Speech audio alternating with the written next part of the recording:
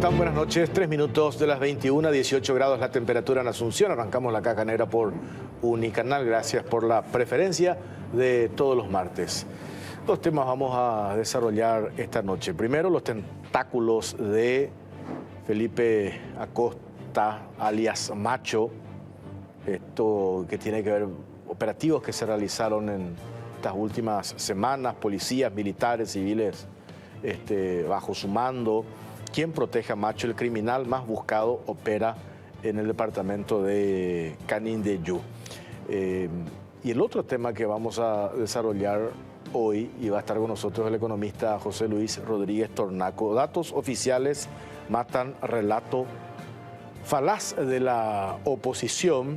Esto tiene que ver con cifras reales que liquidan el relato de la prensa afín a la oposición, cifras reales, y el gobierno debate los cuestionamientos con estadísticas. Y para presentar el primer tema, y ya está con nosotros el general de brigada Abel Acuña, comandante del CODI, del Comando de Operaciones de Defensa Interna. A pesar de dos espectaculares y una orden, de dos fugas, digo, espectaculares, y una orden de captura vigente desde hace casi una década, Felipe Santiago Acosta Riveros, alias Macho, sigue libre, consolidando su imperio criminal en Canindeyú.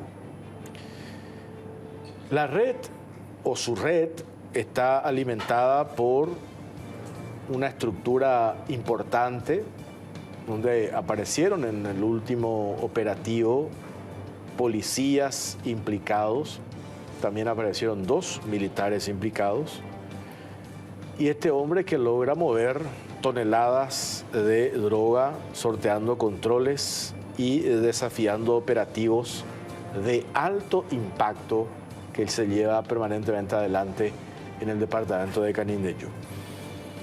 La historia de uno de los criminales más peligrosos del país, que escapó de la justicia, reforzó su poder y extiende sus tentáculos hasta puestos estratégicos del Estado. En esta edición de La Caja Negra vamos a reconstruir el trayecto de la caravana narco que revela la protección institucional que mantiene en pie al clan, y la pregunta que nos hacemos: ¿hasta dónde llegan los tentáculos de Felipe Santiago Acosta Riveros, alias Macho? ¿Hasta dónde llegan los tentáculos de este criminal considerado uno de los más buscados en el departamento de Canindeyú? Estamos viendo ahora imágenes de los últimos operativos desplegados por las fuerzas de seguridad de nuestro país, y el detalle de estos operativos enseguida vamos a hablar con el general de brigada Abel Acuña. Pero antes presentamos este informe, y tiene que ver con el caso de los tentáculos de alias Macho.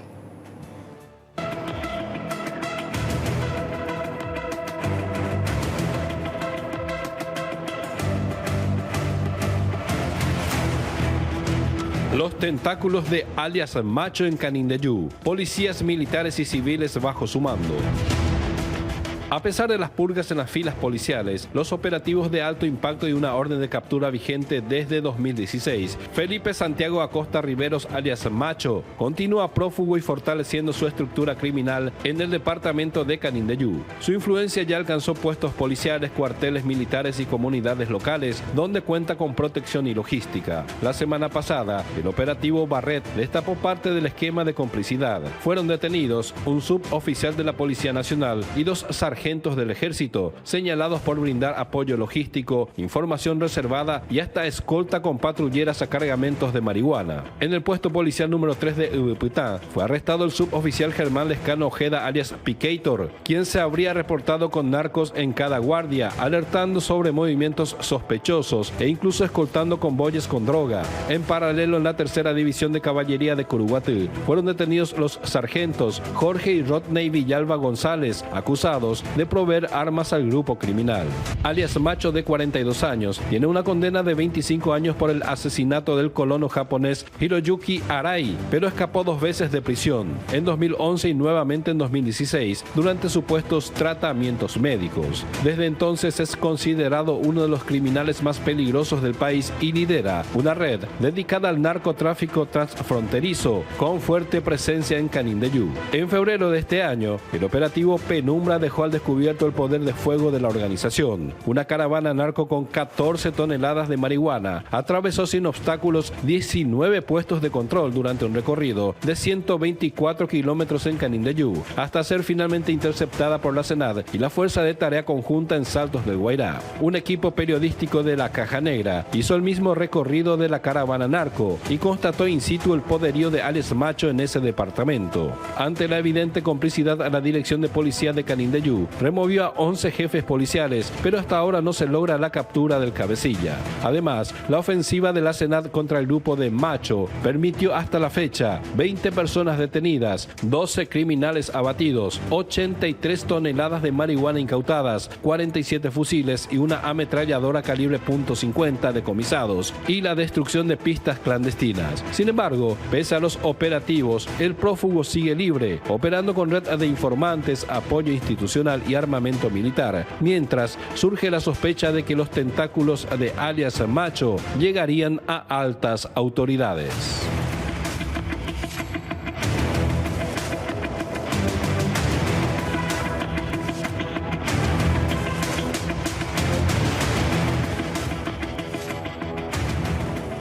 Bueno, está con nosotros el general de brigada Abel Acuña, comandante del CODI, Comando de Operaciones de Defensa Interna. ¿Qué tal, general? ¿Cómo le va? Buenas noches. Buenas noches, Jorge. Buenas noches a toda la amable teleaudiencia. Bueno, a ver, 2 operativos importantes que se dieron las últimas semanas. Primero el operativo Yararius, después el operativo Obarret. Estábamos mirando imágenes enseguida. Vamos a hablar con el colega Juan Alcaraz, periodista de Salto del Guairá Noticias, que también va a compartir el programa con nosotros. Y hemos visto cómo han desmantelado gran parte de la estructura de Macho. Se habla de la detención de uno de los considerados brazo derecho, y después hemos visto toda la logística, y que así como el domingo, incluso hablamos con el ministro de Defensa, Óscar González, nos decía, nosotros estamos debilitando la estructura de este hombre. ¿Qué es lo que hasta ahora impide que podamos dar con él? ¿Tiene demasiada protección? ¿Se dan casos de infiltrados como saltó? Hemos visto estos 2 militares involucrados, según la investigación de la Fiscalía, un policía también. ¿Eso dificulta llegar a dar con este delincuente, general? Mira, Jorge, para dar una respuesta directa a ese cuestionamiento, tenemos que remontarnos a el tiempo que este delincuente, con toda su organización, venía desempeñándose tranquilamente en el sector de Canindeyú, en este caso, ¿verdad? Como comandante del Comando de Operaciones de Defensa Interna, yo me puedo limitar a hablar y dar algunas consideraciones desde el momento en que una subárea de pacificación fue apostada en Canindeyú a través del decreto 1567, el 22 de abril del 2024,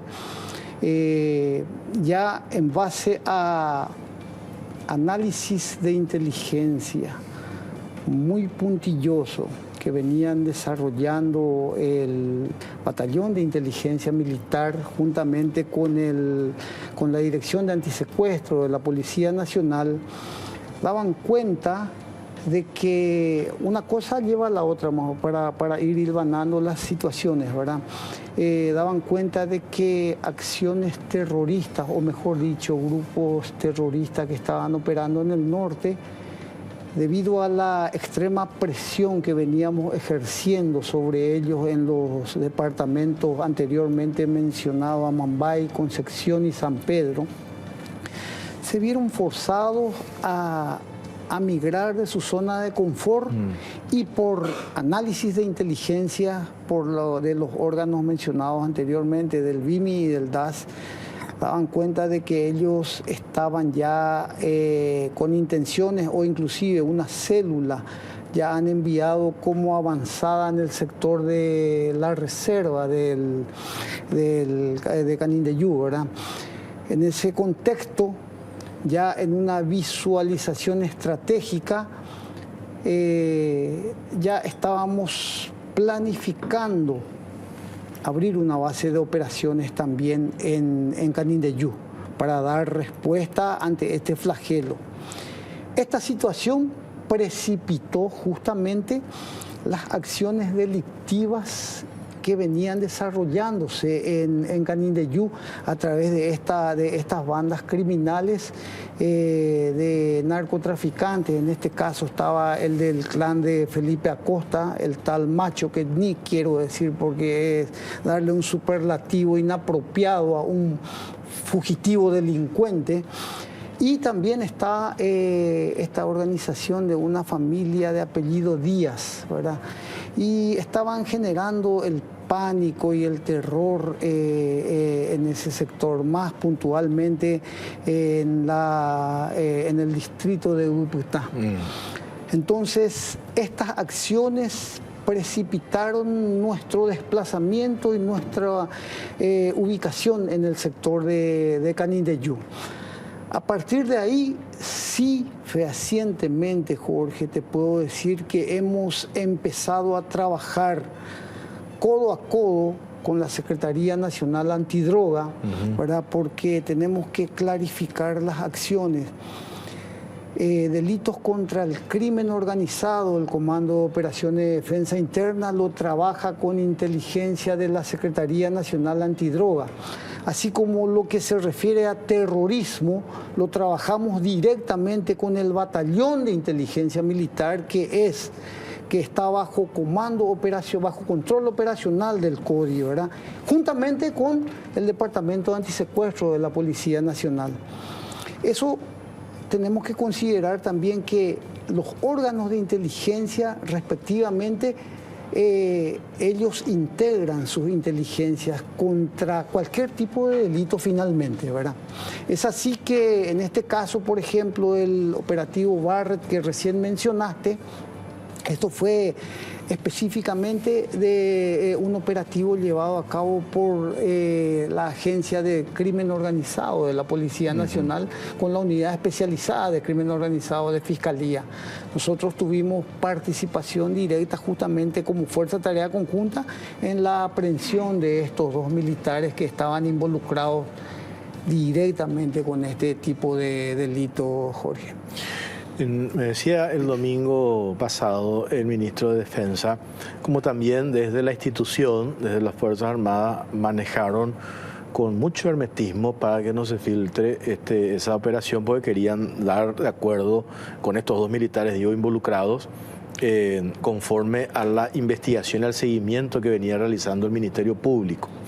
Entonces eso es importante también, no se ha filtrado, quiere decir que el manejo por parte de ustedes de información clasificada no fue vulnerado. Eso me parece, eso hay que destacar, porque generalmente suele darse eso, ¿verdad? Y sobre todo cierta protección por parte de, no digo ahora, ¿verdad? Porque eso también yo le ponderaba al ministro de Defensa, ¿verdad? De que hoy cuál es el mensaje.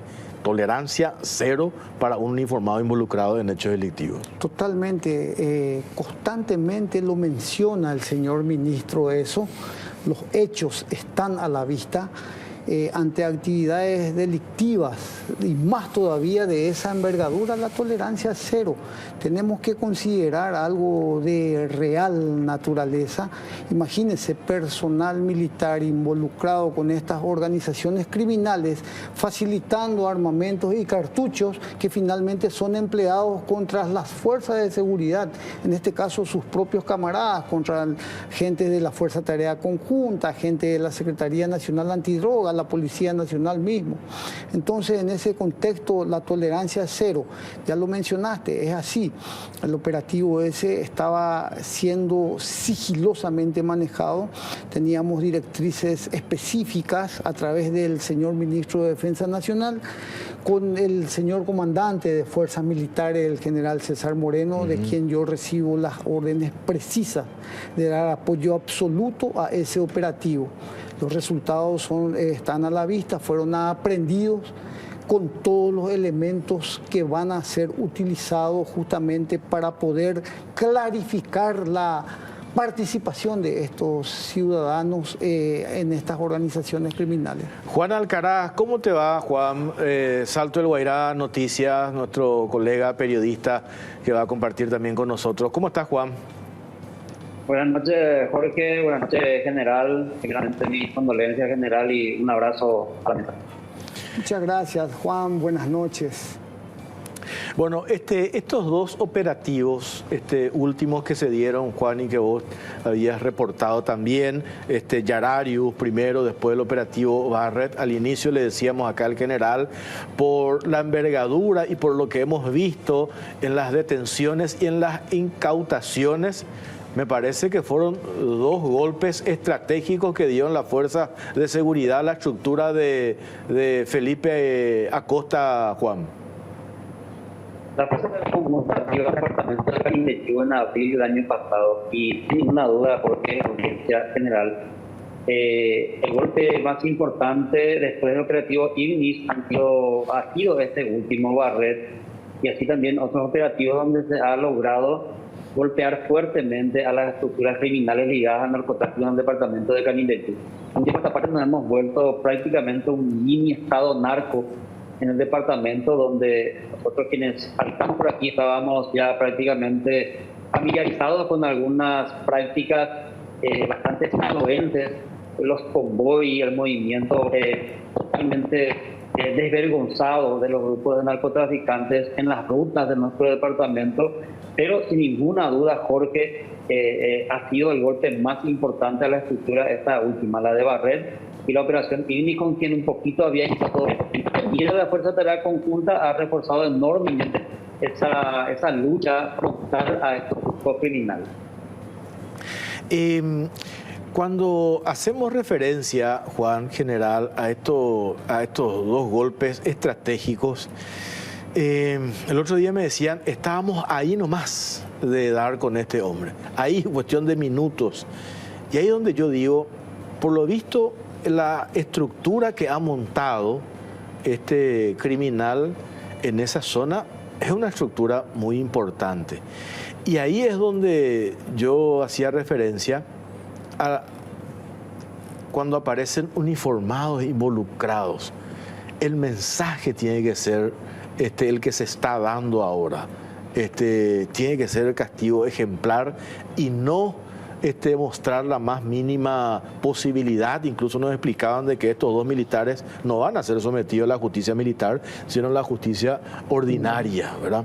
Entonces, porque de lo contrario, el perjuicio por toda la tarea y el trabajo de investigación que hacen ustedes desde el CODI, desde la Senat, desde la Fiscalía, desde la Policía, termina perdiéndose. Totalmente. En este contexto es importante mencionar que estaba diciendo Juan que después de Ignis el operativo Barrett fue uno de los más importantes. Bueno, después de Ignis, honestamente, nosotros hemos tenido también una situación el año pasado, no sé si recuerdan, en junio del año pasado, parte de esta organización se ha enfrentado con nuestro equipo, ellos han tirado a nuestro helicóptero. Sí, de acuerdo. En esa oportunidad hemos dado las respuestas apropiadas. También teníamos un equipo de tierra infiltrado, sin entrar en muchos detalles, ¿verdad? Y también el equipo de aire dio respuesta inmediata ante eso, ante el fuego enemigo, por llamarlo así. Ya en aquella oportunidad, solo que no salió a luz porque fue del otro lado de frontera, se les dio de baja a 3 delincuentes de esa organización. y tenemos informes precisos de inteligencia que en esa oportunidad también este delincuente Acosta fue herido. Posterior a esto, el sábado 28 en el operativo Yararius, que también consideramos fue uno de los operativos bastante letales para la estructura, atendiendo a que ese arsenal de armamentos es un golpe a su logística bélica fundamental. ¿Verdad? Teniendo en cuenta la cantidad de cartuchos y la cantidad de armamentos bélicos que disponían, era uno para cada soldado suyo, ¿verdad? Entonces eso le debilita fuertemente. Ahora bien, lo has mencionado recientemente, tenía bien montado o tiene todavía bien montado su sistema de seguridad, sí, es cierto, atendiendo a la cantidad de veces que ha vulnerado, seguramente a través de sobornos o a través de amedrentamiento, no solamente a los órganos de seguridad, tal vez a los lugareños mismos, ¿verdad? ¿Por qué? Porque en este operativo Yararius, por ejemplo, ellos estaban operando en una reserva, en un área de una vegetación ciliar del río Paraná, que es una reserva de bosque de una zona de cultivo. Entonces tenemos que considerar que seguramente las personas que trabajan en el área de cultivo tal vez son amedrentados para su silencio. Entonces todos esos puntos hay que considerar también y no es justificar, sino para dar respuesta por el motivo de cómo es tan escurridizo hasta ahora. No sabemos hasta cuándo, probablemente no mucho. No mucho, ¿verdad? Probablemente. ¿Cuál es la percepción allí en el departamento, Juan, respecto a estos procedimientos y a esto que está relatando el general Abel Acuña? La ciudadanía de un tiempo a esta parte, porque se muestra bastante avanzado y también espera resultados concretos. Una de ellas es dar con este señor que ha intranquilizado tanto al departamento, por lo menos los últimos 2 años, 2 años y medio de años. Y de igual forma, lo que están dando es bastante auspicioso en esa percepción de seguridad que la gente necesita, porque como les decía, y el general puede corroborar, los últimos 2 años y medio han sido demasiado complicados vivir en un departamento narco, como lo es el departamento de Canindeyú, porque hay daños colaterales, hay muchas cuestiones colaterales que por ahí no se dan mucho a luz, pero que han significado situaciones muy complejas para varias familias, ya sea en el distrito mismo de Utuitán, el núcleo central de este cáncer que se llama Felipe Acosta Rivero, alias Macho, en el departamento, y que el trabajo de la Fuerza de Tarea Conjunta, acompañado por órganos de seguridad, de lucha contra el narcotráfico, y también el trabajo interdisciplinario que se vino haciendo sobre varios procedimientos que han sido exitosos, han marcado un poco el crédito que la ciudadanía empezó a tener en estos operativos. No hay que negarse que al principio era un poco crédito, atendiendo de que se hacía una relación con lo que pasaba con el EPP y otras cuestiones de la Fuerza de Tarea Conjunta, pero en los últimos 6 a 8 meses, Jorge, la ciudadanía ha empezado a notar resultados importantes, los golpes que se han dado en la estructura, el retener esas cargas importantes. El procedimiento del 23 de diciembre, 24 de diciembre pasado, por ejemplo, fue un hecho inédito para el departamento de Canindeyú, y eso está generando un poco de ese crédito que estamos hablando. Hoy la ciudadanía se siente un poquito menos temerosa, por eso la gente habla de esto. No podríamos hablar de esto, porque uno hablaba de este tema y mañana no sabe si este señor con sus capangas te agarraban y te metían un balazo en la cabeza. Claro. No le importa a tu familia, no le importa a nadie. Entonces, ese crédito un poco que la ciudadanía siente en su seguridad, en su Fuerza de Tarea Conjunta, se va notando de poco porque general. Eso es importante que está diciendo Juan, general. A partir de la presencia de ustedes allí, como también en materia de percepción de seguridad de la ciudadanía, como ya cambia, ¿verdad? Comparación a lo que era, supongo yo, antes de que se defina y se establezca vía decreto del 2024 la incursión de ustedes en ese departamento, ¿verdad? Sí, sí. Mira, con respecto a eso, Jorge, anécdotas reales, no son suposiciones, son hechos, porque yo llevé esa organización ahí, la subárea de pacificación número 5, cuando recibí la directiva del comandante en jefe a través del Comando de Fuerzas Militares, el general Moreno. Ahí fui. Los primeros días, cuando llegamos, salgo yo a hacer recorridos, ¿verdad? Hablo con las personas. 8 días después empiezan a abrirse los lugareños y nos comentan que antes que vengamos, ellos a las 18 horas más o menos ya se encerraban todos. Y más o menos que quien salía a recorrer ya estaba expuesto a cualquier tipo de vejámenes, por llamarlo así, ¿verdad? Que una vez que nuestra presencia ahí empezó a generar movimientos de fuerzas de seguridad, ellos empiezan a realizar sus actividades normales nuevamente. Los negocios se abren hasta las 22 horas, una partida de restricciones tácitas que imponía ese ciudadano con sus bandas delictivas. Y eso varias veces, a mí en particular, me han agradecido. Están los dueños de los negocios del sector y demás. Entonces, eso siempre han mencionado ellos, ¿verdad? Posterior de estos eventos del 3 de mayo, donde tuvimos la confirmación en base de análisis de inteligencia de que el EPP está operando en el sector. Hemos recibido nosotros, a través de la directiva del señor comandante en jefe, refuerzo de fuerzas singulares para intensificar las tareas, ¿verdad? En ese contexto, quiero que sepa la ciudadanía que venimos operando intensamente dentro de la reserva misma. Tenemos ya casi 5.000 hectáreas de bosques recorridos en operaciones de reconocimiento y combate. Paralelamente, la lucha frontal contra el crimen organizado, contra esta organización. Lo que quiero decir en este contexto es que el operativo Yararius contra la banda de Felipe Acosta eran paralelos completamente a los operativos que venimos desarrollando dentro de la reserva, detrás de la organización terrorista, pseudo-terrorista, que también quiere intranquilizar a la ciudadanía toda. Y bueno, y esa es la Fuerza Tarea Conjunta, esa es la organización que está haciendo una lucha frontal contra las organizaciones criminales y terroristas, Jorge.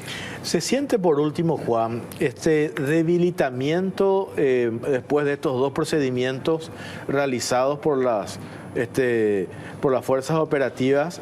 ¿Se siente debilitamiento, se percibe allí en la zona de la estructura de Felipe Acosta? Evidentemente sí se siente, Jorge, un cierto debilitamiento, tanto así de que este operativo último donde fueron detenidas a estas personas, los militares y los policías, por ejemplo, en otros tiempos, nunca, porque audiencia y general, se podría haber ingresado a la zona de Huehuetulá para un procedimiento. Estamos hablando de esa diferencia abismal en que hoy agentes policiales puedan ingresar a su procedimiento a la zona de Huehuetulá sin mayores problemas, por llamarle así. Antes era prácticamente imposible porque ellos tienen su campana en todos lados. Un vehículo raro en la zona ya prácticamente es abordado por las famosas camionetas, prácticamente todas ilegales, introducidas, robadas del Brasil, introducidas al departamento de Canindeyú y que son comercializadas a los narcotraficantes. Y otra cuestión importante, el mayor flagelo del departamento de Canindeyú es la protección que tienen estos grupos por parte de organismos de seguridad llámese casi por excelencia a la Policía Nacional. Ese es un grave problema. Los convoys se movían a expensas netamente de la protección policial en el departamento de Canindeyú. Han pasado directores, han pasado varias autoridades policiales que no han sabido limpiar las fuerzas policiales de los deshonestos que emplean la fuerza pública en contra de sus ciudadanos para proteger a estos grupos criminales. Pero ha ido cambiando de a poco y decide poder reportar un procedimiento, ya sea de fuerzas especiales o de la propia Policía Nacional en Ibicuitá, es todo un logro que se ha tenido, y el propio comisario lo significaba el otro día cuando lo acompañábamos en este procedimiento donde fueron detenidos estos militares y este agente policial en el corazón mismo de la ciudad de Ibicuitá, en el centro mismo donde confluye todo ese poderío económico que se mueve detrás del submundo criminal que es el narcotráfico y que ha destruido tantos sueños de tantas familias en Ibicuitá. Ibicuitá es una ciudad que debería estar en otra situación, una ciudad creciente, una ciudad que en su cuestión agrícola es un diamante en bruto en el departamento de Canindeyú, pero que ha sido invadido por estos criminales y han convertido ese lugar en prácticamente impenetrable hasta cierto tiempo. Hoy se ha logrado de alguna u otra manera por lo menos transitar con más tranquilidad, Jorge. Hoy se puede decir que presencia del Estado hay. O sea, el Estado está presente, porque permanentemente escuchamos el Canindeyú, la zona manejada por Felipe Acosta. Sí, pero hoy con estos operativos se ha demostrado que hay presencia, por un lado, del Estado. Y por otro lado, este nivel de arsenal que en el último operativo hemos visto, a mí me sorprendió, pues estaban armados en serio. Se puede presumir de que también, aparte del narcotráfico, marihuana en particular, están metidos en el tema de armatráfico general. Totalmente, Jorge. Eso es algo que, así taxativo, se llevan de la mano. Narcotráfico, armatráfico y algunas actividades, delitos conexos, como lo llamamos, ¿verdad? Totalmente. El tráfico de armas, aparte que genera un movimiento de activos bastante importante, eso lleva de la mano con el tráfico de drogas, totalmente, como lo que uno hasta inclusive puede ver en esas películas extranjeras, así tal cual. Bueno, esa es la diferencia que encontramos, por suerte podríamos llamarlo, ¿verdad?, con este delincuente Felipe Acosta y otros delincuentes que se dedican al rubro intenso del tráfico de drogas, ¿verdad? Pasa que este ciudadano quiso hacer su propio cartel al estilo Jalisco u otras organizaciones de Colombia, México, por mencionarlo así. Entonces él su ganancia lo invertía en armamento y crear su propio pseudo ejército. Lógicamente eso no es de hoy para mañana, eso ya venía haciéndolo paulatinamente, seguramente con algunas complicidades de algunos órganos de control de seguridad y judiciales, ¿verdad? Solo que de repente el monstruo fue creciendo hasta ser incontrolable y fue ahí donde tuvimos participación activa. Todavía no podemos decir que está totalmente aniquilado, pero sí, honestamente, yo como comandante te puedo decir, con la SENAT ya le hemos asestado muchísimos golpes. Yo te digo que desde que el SAT-5 fue allá, nosotros a esa organización de Felipe Acosta, hemos dado de baja, hemos abatido a 5 en total de ellos, ¿verdad? Hemos herido a 2, hemos puesto en prisión a 8 hemos incautado con este último operativo Yararius más de 45 armamentos automáticos con una diversidad de cartuchos. Hemos sacado de circulación y sacado como golpe económico a su organización criminal más de 3.500.000 dólares, ¿verdad?, en perjuicio a su organización criminal. Antes de Yararius, que fue el 28 de junio, sábado, una semana antes, la SENAT tuvo un operativo donde en La Paloma incautó una carreta llena de marihuana prensada, lista para ser pasada al otro lado de la frontera. Esa carga, por ejemplo, ya no pertenecía a Felipe Acosta. Era ya una amalgama de dueños, ¿verdad? Entonces, ¿eso qué significa? ¿Eso qué significa, verdad? Yo llegué a pensar, por lo visto ya está muy golpeado, que no tiene la capacidad ya de él poder solventar una carga y transportar, pasar del otro lado. Pero, oh sorpresa, con lo que nos topetamos el 28 de junio, en ese campamento improvisado, ese campamento fortificado, porque eran 8 campamentos, el arsenal que tenían, 3 embarcaciones, y también había casi 1 tonelada de marihuana presto para pasar del otro lado, ¿verdad? Entonces, ¿qué significa? Que él se llegó a consolidar en su momento. Lógicamente vamos a seguir golpeando. Tenemos análisis de inteligencia bastante trabajado, ¿verdad? Y no vamos a parar, vamos a seguir hasta conseguir ponerlo tras las rejas a este delincuente y exterminar su organización por completa. ¿Algo más, Juan, que quiera aportar o consultarle al general Acuña para cerrar? No, Jorge, nada más que significar también de que a la par de esos operativos en los últimos días han habido otros también. Ahora está en pleno proceso la operación de Alianza 51, donde la Policía Federal está acompañando este operativo. Y también la semana pasada en la colonia Guadalupe fue detenido que sería el principal acopiador en la zona de esta estructura de Felipe Acosta, y donde inclusive una de las lanchas que se ha incautado presumiblemente es una lancha reliquia, que sería la primera lancha que habría utilizado Felipe Acosta cuando actuaba de pasero en el río Paraná, en la zona de Salto del Guairá.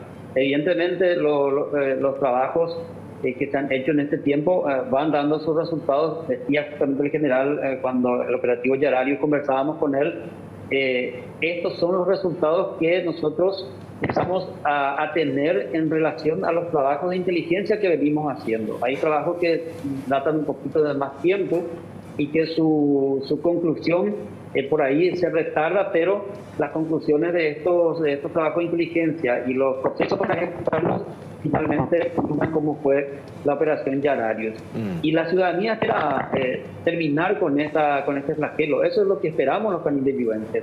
Los ciudadanos comunes, los comunicadores, quienes somos blancos, pero carnada de cañón constante de criminales que se han adueñado del departamento, y ciframos esa esperanza en que prontamente esto vamos a extirpar aquí de Canindeyú.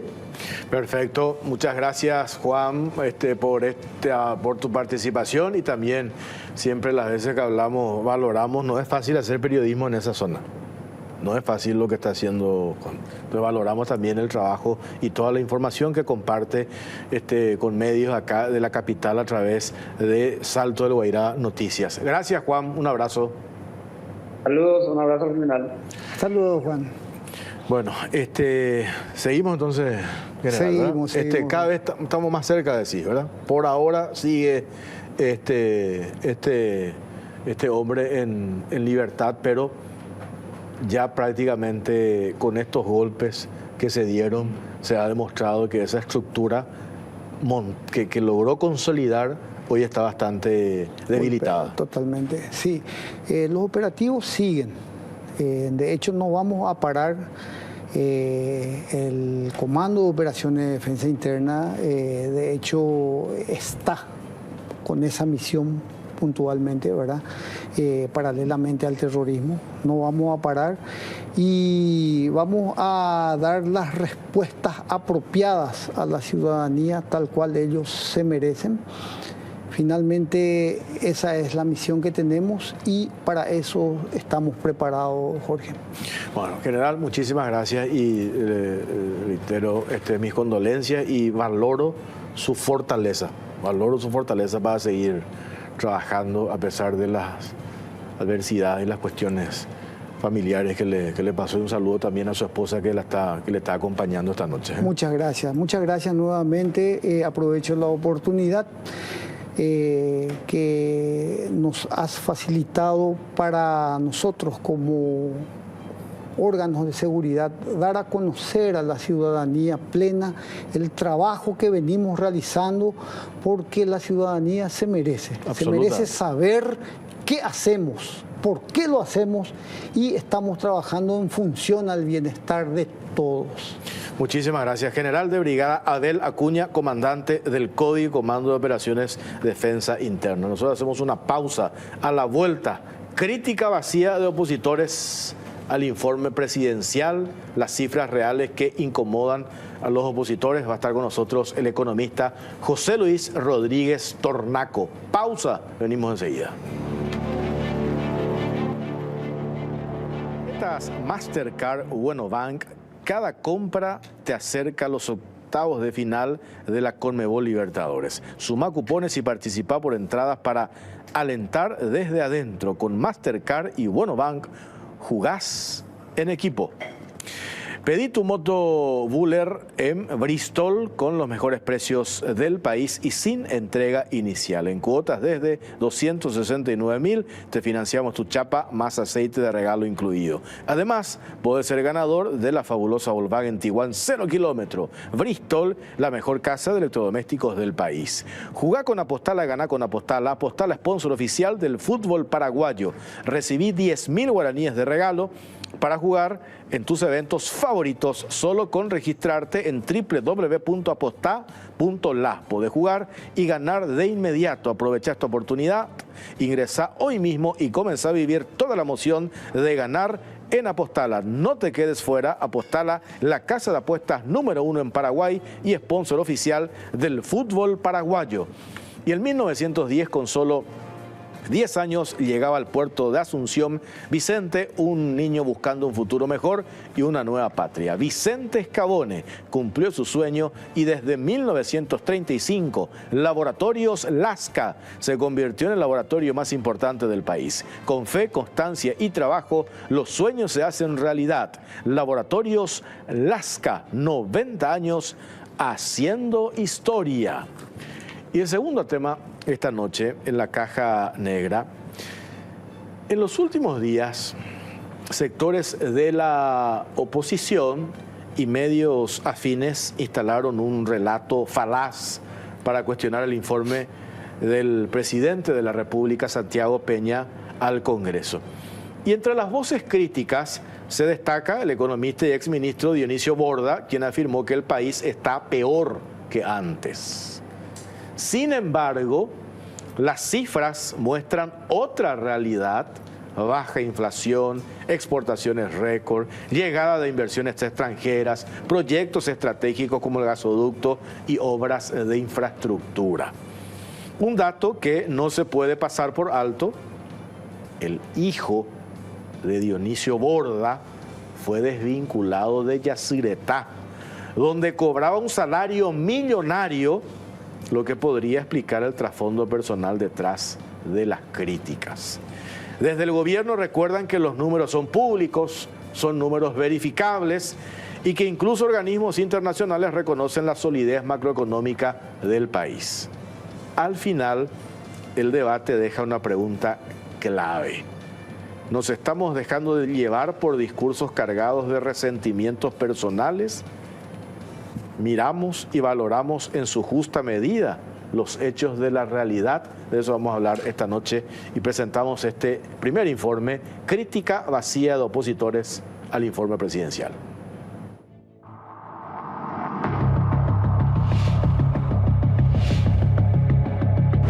Datos oficiales matan relato falaz de la oposición. Un relato falaz es una narración que presenta una versión engañosa o falsa de los hechos, con la intención de manipular o persuadir a través de la tergiversación de la verdad. Es un argumento o historia que parece válido pero que en realidad es erróneo o defectuoso en su razonamiento o presentación de la información. Esta herramienta es utilizada por la oposición y los medios de prensa afines a este sector político. Mediante este relato, los políticos, analistas y referentes opositores pretenden instalar datos tergiversados para influir en la opinión pública. Sin embargo, los números presentados por el gobierno son fácilmente verificables. Uno de los principales detractores es el economista y exministro de Hacienda Dionisio Borda, quien lanzó duras críticas al informe presentado el martes pasado por el presidente Santiago Peña al Congreso. En entrevistas con ABC y Última Hora, el economista afirmó que el país está mucho peor que antes y que en lo económico el informe tuvo muchos baches como Asunción. Un dato no menor es que su hijo, Ernesto Sebastián Borda Rolón, formó parte del grupo de las 19 personas desvinculadas de Yacyretá en agosto del 2023. Este joven había ingresado a la entidad binacional en el 2019 con la categoría G6 y un salario de 50 millones de guaraníes. Su despido explicaría el descontento de su padre hacia el actual gobierno. Ante estos cuestionamientos, el ministro de Industria y Comercio Javier Jiménez indicó que el propio mandatario reconoció que, aunque se presenten datos reales, habrá quienes se nieguen a verlos. La autoridad citó avances como la baja inflación, aumento de exportaciones, atracción de inversiones extranjeras y presencia en más de 70 mercados. Pero los datos fueron demostrados por el presidente en casi 1 hora y media de alocución. Mientras él hablaba, se proyectaban incluso datos en una pantalla colocada atrás de su persona. Bajó la inflación, exportamos más, tenemos presencia en 70 países más de lo que teníamos antes. También mencionó que la industria porcina está exportando en niveles récord, dinamizando la economía del interior, que están en curso importantes obras fluviales y logísticas y que se avanza en la construcción del gasoducto para exportar gas de Argentina al Brasil. Borda también criticó la cantidad de viajes al exterior que realizó Peña y se preguntó qué trajo para el país y las inversiones para el futuro. Al respecto, el ministro Javier Jiménez resaltó que solo un viaje a Singapur dejó casi $1.000 millones en proyectos anunciados para créditos de carbono. En otro viaje realizado al Brasil, logró la exoneración de más de $100 millones de impuestos aduaneros a la industria autopartista. Además, Borda cuestionó el elevado endeudamiento público, que actualmente gira en torno al 40% del Producto Interno Bruto. Sin embargo, el propio ministro de Economía, Carlos Fernández Valdovinos, había destacado que un estudio del Fondo Monetario Internacional indicaba que países emergentes como Paraguay pueden sostener niveles de hasta 60% del Producto Interno Bruto, sin comprometer la estabilidad. También remarcó que el país es un buen pagador, tal como consideran las calificadoras de riesgos y organismos internacionales. Un punto importante es que ahora se recurren a los bonos y no a los préstamos con altos intereses. También el economista Daniel Correa había afirmado que el nivel de endeudamiento es manejable y se encuentra dentro de los parámetros de sostenibilidad.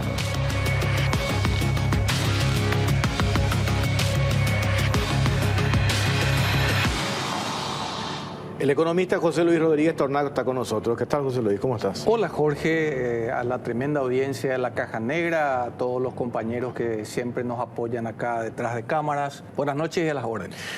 No es tuya la frase, pero vos popularizaste. Dato mata relato.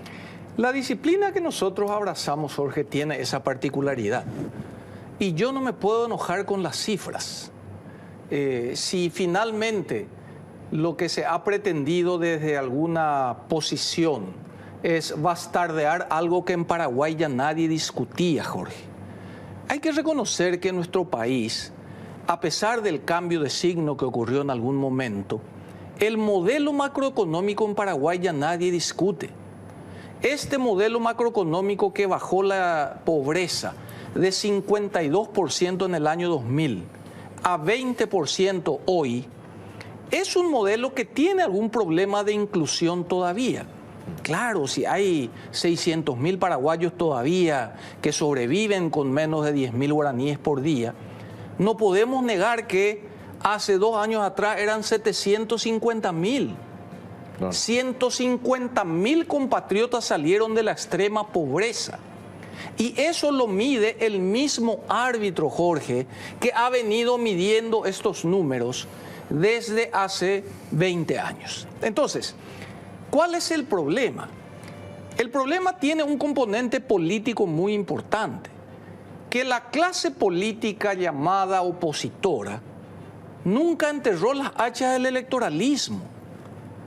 Y a eso se suma un segmento de la prensa que, Jorge, permíteme disentir con ellos, sostienen un viejo axioma que en la Facultad de Filosofía uno escuchaba, que decía que la prensa tiene que ser contrapoder.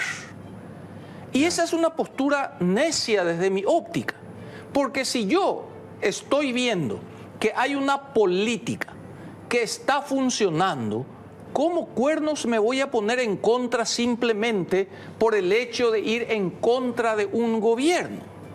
Y eso es lo que está pasando hoy. Esa dualidad entre una oposición miope que pretende bastardear modelos económicos como el del Banco Central. Jorge, que alguien objete hoy la seriedad de la institución más sólida en materia económica del Paraguay y probablemente en materia de institucionalidad. Y voy a sacar mi corazoncito y mi alma mater porque vengo de ahí originalmente. Pero no creo que nadie en su sano juicio diga que el Banco Central está bastardeado por la política. Y es ese Banco Central el que te dijo, Jorge, que en los 5 años de gestión del gobierno anterior, en promedio se creció 0%. Me dirás el viento norte, la pandemia, lo que quieras.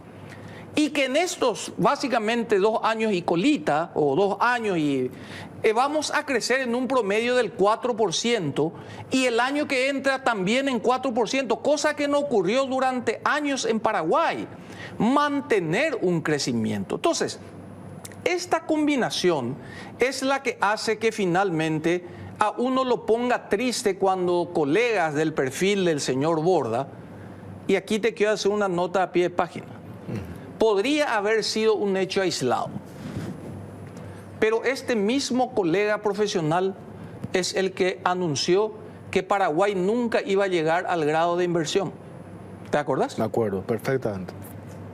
Meses después se dieron de narices con su pronóstico. ¿Por qué? Porque aquí hay que distinguir claramente, y eso se lo digo a la audiencia. Una cosa es que vos quieras la verdad y otra cosa es que vos quieras validar lo que querés creer. Y esa es la campaña en la que hoy un segmento está. Pero retrotrayendo a nuestra frase original, la facilidad de nuestra disciplina es que los datos matan relatos. Y acá le voy a dar un ejemplo práctico.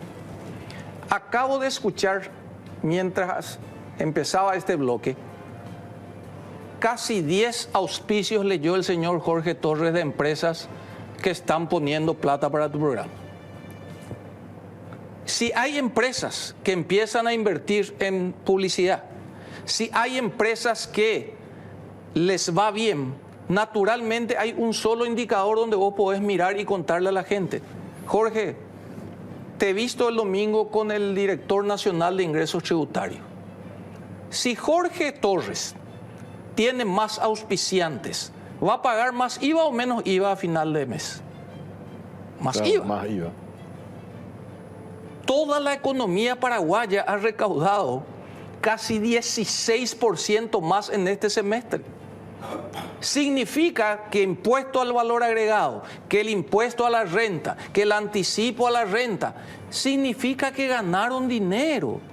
Y si además miro el indicador del Banco Central que me dice los indicadores de venta se dispararon.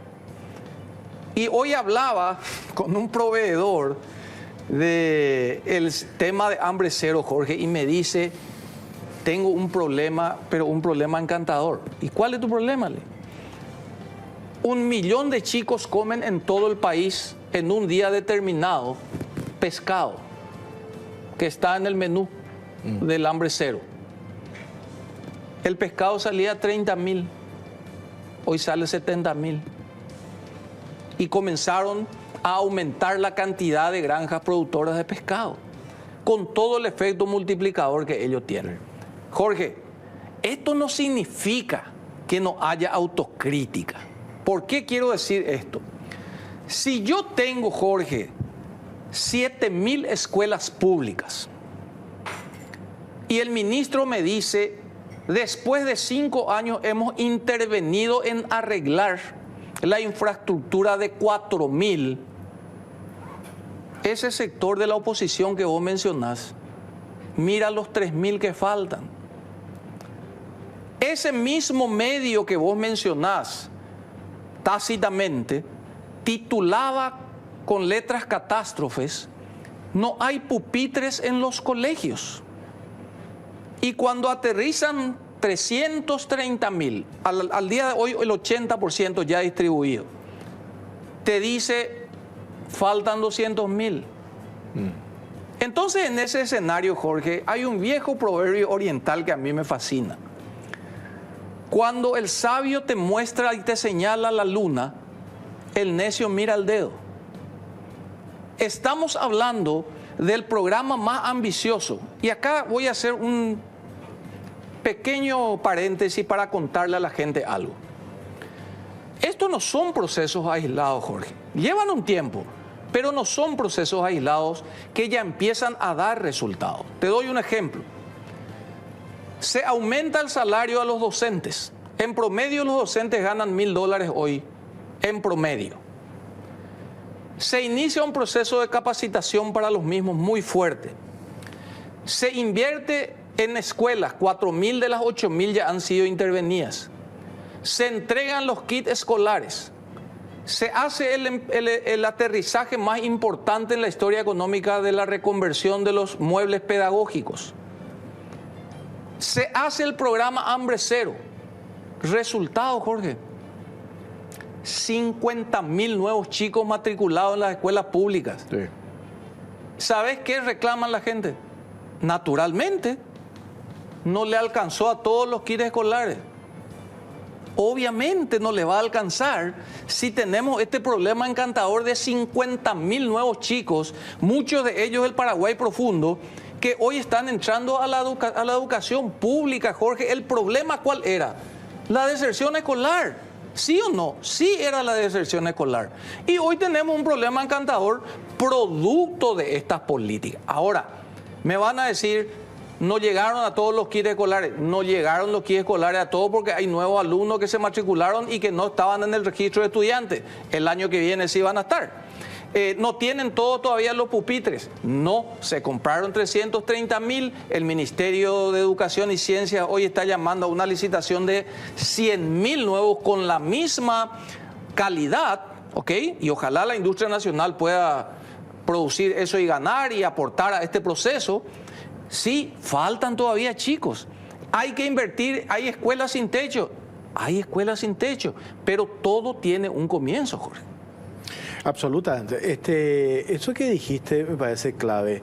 Y yo vengo también de esa escuela de que la prensa es contra poder. Y creo que una vez lo habíamos hablado. ¿Cómo poder estar en contra de algo que está bien? ¿Cómo yo puedo estar en contra de Hambre Cero? ¿Cómo puedo estar en contra de Hambre Cero? Y a eso agregarle este elemento, porque mencionaste el informe del Banco Central del Paraguay, el promedio de crecimiento del Paraguay. Colegas especialistas en temas económicos, muy críticos, dicen, pues eso es viento a favor. Pero vos mirás en la región, el promedio de crecimiento de los países de la región, no supera el 2%. Ok, importante es discutir, pero hay un elemento. En la economía hay dos disciplinas. La economía positiva y la normativa. La positiva es lo que es y la normativa es lo que debería de ser. Si todos coincidimos, Jorge, en que crece 4% y que vamos a tener 3 años consecutivos de crecimiento del 4%, pues bien, ¿cuál es el elemento preocupante aquí? Que después de mucho tiempo hay gente que pretende bastardear ese dato del crecimiento pegando la credibilidad del Banco Central. Y ahí empieza el riesgo fundamental, porque hay una línea muy fina entre la deshonestidad intelectual y la prostitución intelectual. Yo puedo estar convencido de qué medidas en la economía normativa debo tomar para solucionar tal o cual problema. Porque la economía es administración de recursos escasos ante empleo alternativo. Hablando mal y pronto, si tengo 100 millones de dólares, ¿compro Tucano o hago cárceles? Ese tipo de discusión podemos tener en el campo de la economía normativa. Lo que no podemos discutir es, señores, el diagnóstico, el análisis que se hace Jorge en el médico, cuando le pide el análisis de sangre y te canta, tu triglicérido es tanto, tu azúcar es tanto, es lo mismo. Vos no podés pelearte con las cifras por una cuestión de querer bastardear logros o situaciones que no validan lo que yo quiero creer. Y eso es lo que está pasando. Y el problema es que hasta aquí se involucraban a militantes políticos. El militante es aquel que no le importa la verdad, sino lo que quiere que sea. Entonces, cuando te decían, por ejemplo, desde las entrañas del cartismo, está bien, es una postura política militante. Pero cuando yo incorporo a la academia o a referentes profesionales que de alguna manera tienen voz mediante consultorías que le dan algunas instituciones internacionales y se empieza a afectar la credibilidad de las instituciones, ahí es preocupante. Y eso es preocupante, Jorge, porque no vale todo en la política. Y nosotros todos estamos en el mismo barco. Y a mí no me sirve que se incendie el barco. Y lamentablemente, empecé diciendo esto con la tesis de que gran parte de la oposición sigue en campaña. Y al estar en campaña, Jorge, lo que busco es deslegitimar una gestión. Para construir capital político. Para intentar construir sobre los escombros un capital político. Entonces, ahora es fácil, ustedes hagan zapping con estas cuestiones, las intervenciones, se van a dar cuenta que hay gente que lo único que hace es todos los días tratar de destruir un modelo político porque siguen en campaña. Y el gobierno, en todas las dependencias en las que nos toca estar, tenemos una sola línea, que es que cada guaraní le llegue al ciudadano y mejorar la calidad de vida de la ciudadanía. Reitero. Yo suelo usar siempre una frase remanida en mis tweets y en mis redes. Por supuesto que falta mucho por hacer, Jorge, pero es el camino. Si yo no valoro las 330.000 unidades de muebles pedagógicos que llegaron a Virarobaná, a Candeamí, a todos esos lugares que no tenían muebles porque había que darle un lugar digno donde iban a comer, porque hay escuelas que obviamente no tenían ni luz, ni lugares donde cocinar, y yo no valoro eso. O de lo contrario, Jorge, un elemento que quiero que a partir de ahora sumes a tu análisis y que la audiencia tenga en cuenta. No olviden el capítulo de la patria contratista. ¿Qué es lo que es la patria contratista? Si yo te pregunto, Jorge, dame el nombre de una empresa que era muy mimada en el gobierno anterior y que estaba en todos los sectores. ¿Te animás a darme? Sí. Esa empresa aparece hoy en las licitaciones. Pasarela de Oro. Brillante. Por lo tanto, hay gente que estaba acostumbrado a que la cola mueva al perro. El perro es el Estado y la cola es el proveedor. Hoy ya no pasa eso. Hoy va a ganar el más guapo. El más guapo significa el que tenga el mejor producto al mejor precio y que tenga el servicio disponible para proveerlo. Y entonces yo les contaba a tus colegas en los medios cuando hablaba de la situación, hay un dato para que la gente dimensione. En 22 años, Jorge, de vigencia de los gastos sociales de Itaipú, 22 años de creación, Paraguay recibió 1.650 millones de dólares en 22 años.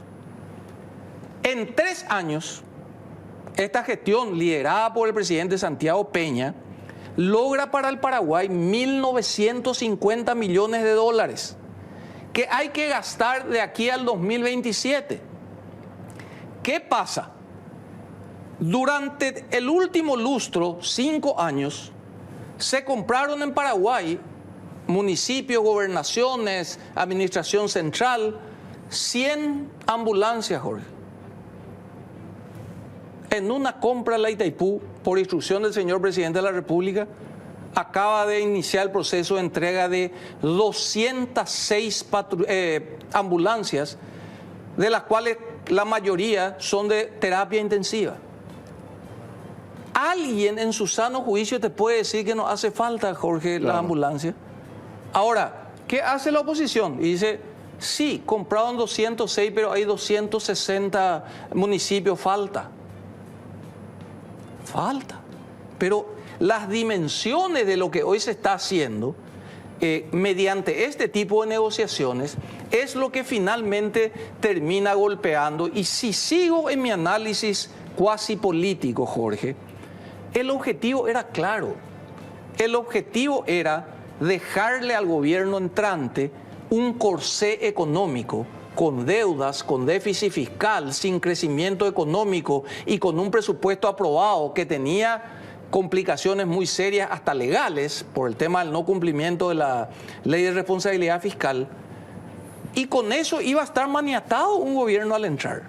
Tenía deuda de medicamentos, tenía deuda con las transportistas, tenía deuda con las vialeras, ¿ok?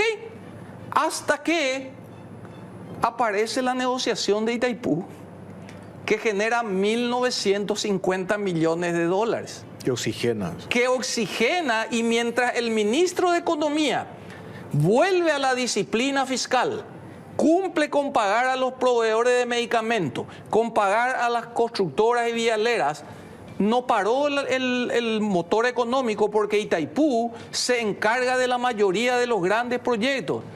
¿Podés contarle a la audiencia cuál es el principal pato de la boda? ¿A quién le pegan todos los opositores hoy? ¿A Itaipú? ¡A Itaipú! Naturalmente, porque lo que buscan es golpear, minar la capacidad de ejecución del gobierno. A tal punto que ahora, imagínate, Jorge, se equipa el hospital de Coronel Oviedo, que no tenía financiamiento. Estaba abandonado. Estaba abandonado. Se va a terminar ahora el mes que viene, se inaugura ahora a finales de este mes, el hospital de Itapúa. Empezó el hospital de Concepción, de Curuguatí, de Mariscal. Se va a remodelar todo el INCAN, el hospital del trauma, el hospital acá de Asunción. Todo eso, Jorge, hay periodistas y opositores que hoy objetan ese proceso. Sí. Escuché a unos senadores decir, ojo con habilitar ya el hospital porque no está completo. Jorge, yo aprendí en este proceso porque acompañé de cerca el equipamiento del hospital de Coronel Oviedo. Me dice el doctor Wittinger, un profesional paraguayo de lujo, director del TESAIN, formado en Alemania. Me dice, doctor, en ninguna parte del mundo un hospital de entrada se habilita todo. Vos habilitás el área de cirugía, después te va habilitando pediatría, porque la pediatría estaba funcionando de otro lado, eso tiene que venir, tiene que traer al personal de allá. Se va haciendo por módulos las habilitaciones. Entonces, hoy vos escuchás a legisladores y te dicen, no, que nos habiliten el hospital de Itapúa porque tenemos que primero terminar. Es un cascarón, escuché que dijo. Bueno, entonces, Jorge, te vuelvo a decir, la miopía política hace que hoy este tipo de eventos que nadie en su sano juicio debería de poder objetar, está siendo objetado. Sí. Y bueno, es la realidad que hoy nos toca. Tengo que hacer una pausa cortita, a la vuelta seguimos con José Luis Rodríguez Tornaco. En 1910, con solo 10 años, llegaba al puerto de Asunción Vicente, un niño buscando un futuro mejor y una nueva patria. Vicente Scabone cumplió su sueño y desde 1935, Laboratorios Lasca se convirtió en el laboratorio más importante del país. Con fe, constancia y trabajo, los sueños se hacen realidad. Laboratorios Lasca, 90 años haciendo historia. Y les comento que ya llegó Etiflugel, la solución para la acidez, reflujo y gastritis. Etiflugel es el antiácido más bueno que hay porque viene en suspensión de rápida acción y con sabor naranja y sabor limón que más querés. Con una sola toma, OPA acidez. Además, no es solo para vos, es para toda la familia porque viene en frasco de 240 ml. Toma Etiflugel, Jaopa acidez. Y para tener un equilibrio ideal y un buen funcionamiento del organismo, ahora tenés a mano Mielaxan, el laxante que con una sola toma de sus cápsulas blandas no daña la mucosa gástrica y con acción comprobada. Mielaxan limpia y depura el organismo. Para tener un cuerpo saludable, comenzá con tu interior. Mielaxan, el laxante que funciona y el equilibrio volverá a tu cuerpo. Es de Laboratorios Galeno. Y Broncogalén jarabe alivia todos los síntomas de la tos. Broncogalén es también fluidificante y expectorante. Eso es Broncogalén jarabe. Todo lo natural en un solo producto y un solo producto para toda la familia. Además, no tiene azúcar. Atendé bien. Amba, eucalipto, miel y limón. Ore, copa y té. Broncogalén, paraguayo y té, naturale té. Y llegado a una cierta edad, los huesos frágiles son un problema. Por eso, Osteogalén calcio más vitamina D ayuda a recuperar la falta de calcio y hace que tus huesos sean más fuertes. Osteogalén hace que tu vida vuelva a la normalidad. De venta libre en farmacias. Y aprovecho y agradezco a Gilardini por el traje que tengo esta noche. Voy a tomar un poco de agua, José Luis, porque me forzó un poco esto. Yo quiero hacer una acotación, una aclaración para la audiencia. Conté mal, eran 11 los oficiantes que tiene Jorge. Está bien, está bien. Hay un indicador. A ver, el otro día con un amigo me decía, hagamos un poco a la inversa. ¿Qué pasa si el Banco Central del Paraguay daba un informe para abajo de que no íbamos a crecer o que la pobreza al final no se redujo, sino que aumentó la pobreza? Y te garantizo que ibas a tener los titulares de Letras Catástrofes aplaudiendo ese número. Porque justamente lo que instalábamos era eso. Este es el mismo árbitro, Jorge, que dio, me refiero al Banco Central, al INE, al Ministerio de Economía. Son los mismos árbitros que durante el periodo que Borda fue ministro dieron los números que según algunos eran fantásticos, que alguna vez lo vamos a hablar también. Yo quiero recordarle a la gente que en economía hay un dicho que dice que cuando tu denominador es cero, cualquier variación es infinita. ¿Qué significa eso? Que si yo te entrego un equipo en el descenso y vos haces 4 o 5 puntos, vos haces Gardel. Acordate que la gestión primera del doctor Borda venía de la fantástica gestión de González Maqui, del default. Igual, súper meritoria la gestión, bajo el liderazgo de un gobierno como el de Nicanor. Pero era el mismo árbitro el que daba los números que teóricamente logró Borda. Sí. ¿Por qué en esa época eran fantásticos y hoy son dudosos? Por lo que te decía, por el bastardeo de la cuestión política. Y yo también te hacía alusión, Jorge, a que estos números no son fenómenos aislados y a veces cuesta que la gente dimensione. Te voy a dar otro dato. Nos reunimos con el señor presidente de la República que, recordando su época de ministro de Economía o de Hacienda, nos dice, ustedes saben que hay 6 instituciones que por su cabeza otorgan becas en Paraguay. Bueno, vamos a hacer lo siguiente. Junten todas estas becas, van a ir bajo el padrón Itaipú, que es con exámenes, con esto, y quiero que se entregue y se unifiquen estas becas. Y se pasaron a 7.000 becarios, jóvenes paraguayos becarios. Pero que además tenía un componente. Se premiaba con un plus a los que estudiaban medicina, magisterio, ingeniería. ¿Por qué? Porque Jorge y audiencia, tengo que adelantarles que vamos a tener un problema encantador. Si te hablé del hospital de Itapúa, del hospital de Concepción, del hospital de Curuguatú, del hospital de Mariscal, del potenciamiento del INCAM, del trauma. Hospital Nacional. ¿Qué vas a necesitar, Jorge, en los próximos 5 años? Personal de blanco. Sí. Eso está proyectado. Lo mismo, 5.000 docentes que se te jubilan por año. Vos tenés que reponer. Eso lleva un proceso. En 2 años los indicadores muestran que estamos en el camino correcto. Ahora, si vos pretendés que en 2 años se resuelva toda la problemática que se tiene, también hay que ser razonable en las críticas. Si yo no veo que se haga algo, puedo criticar, pero si yo veo que empezó el tren, que está arrancando, que va hacia ahí, lo que yo tengo que hacer es sacar los palos a la rueda en una oposición seria. Por eso, Jorge, yo creo que yo entiendo la narrativa, no la comparto, la narrativa de la oposición que sigue con sus banderas electorales. El señor presidente nos dio claramente la instrucción: enterrar las banderas electorales, trabajar para la gente y finalmente todas las medidas en democracia, las políticas económicas se validan o se cambian de una sola manera, que es en la urna. Y eso se va a terminar verificando con el resultado. Y yo te puedo garantizar, Jorge, ningún gobierno tuvo 2.000 millones de dólares para inversión en inversión social. Claro. Y esto que viene repitiendo, heladera vacía, que es una muletilla, heladera vacía. Y vos mirás el crecimiento del consumo 6,5% en varios puntos. Compra de vehículos, calzado, industria textil, las construcciones, y puedo seguir. Jorge, ¿sabes cuál es uno de los sectores que más IVA transfirió y paga al gobierno? Supermercado. Supermercado.